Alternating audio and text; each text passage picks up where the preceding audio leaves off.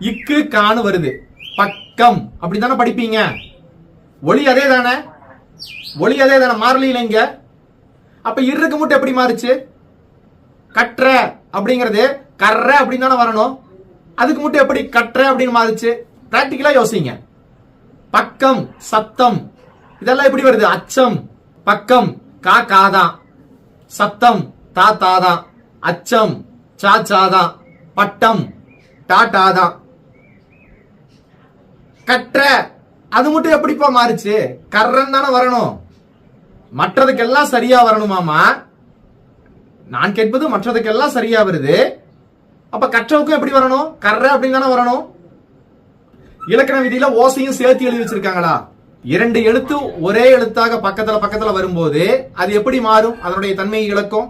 அதனுடைய தன்மைங்கிறத விட அதனுடைய ஒளியவே இழந்துருது. அது அதனுடைய ஒளி முற்றிலுமே இழந்துருது இல்ல.